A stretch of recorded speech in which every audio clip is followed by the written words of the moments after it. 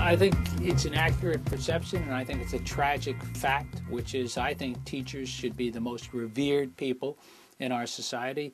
As you say, they and parents are the transformative people in all of our lives. And I just today talking at a meeting about there's going to be a World Science Festival here in New York, and I was talking about my high school physics teacher who really, a guy named Sidney Harris, transformed my life. So we all know that. Why do I think it's happened? I think a combination of the perception that K-12 education is not rising in America. There's a sense that we're not on a successful trajectory.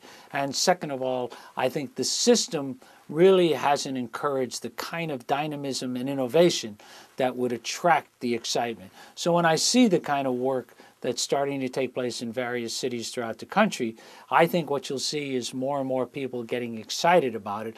And what you want to build is an arc towards success.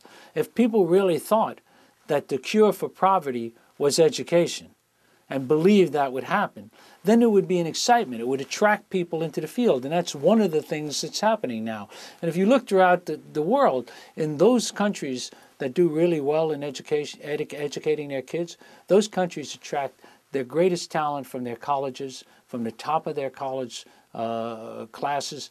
And there's a real sense of those people are respected, they're revered, people are passionate about the work. And I think that's part of the transformation that we need to have, so that young folks throughout this country say to themselves, you know, being a teacher is something that really is one of life's great achievements. And I think we can do that, but it's going to take changing. And part of what we got to change is low expectations.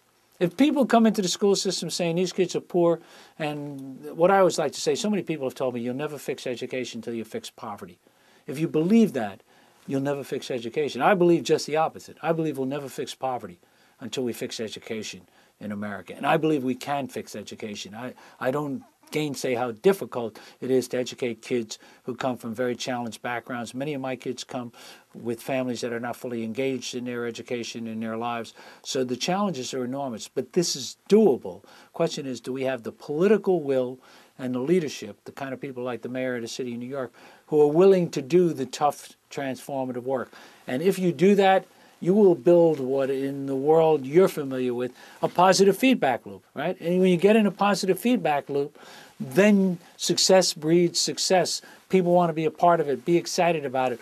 Why has David Levin been able to attract so many talented people to KIPP? Because they think they're part of a successful operation. Daisha Toll, why has she brought people to Achievement First? Why has Norm Atkins brought people to Uncommon Schools? And I could go on and on and on. I've got a principal up in the Bronx, Teach for America principal, came to us after he graduated from Princeton, taught for America, went to Harvard and got a degree, a joint degree in business and education. Just the two things I told you how to meld, he melded them together himself. He's a principal in a school called Bronx Lab. His name is Mark Sternberg.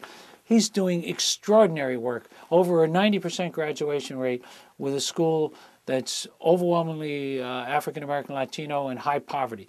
Right next door to him, a similar situation, I have a former Army colonel, Air Force colonel, Barbara Kirkweg, who's got an Air Force ROTC program. Again, high poverty, all minority kids getting entirely different results. You go to those schools, those teachers are revered.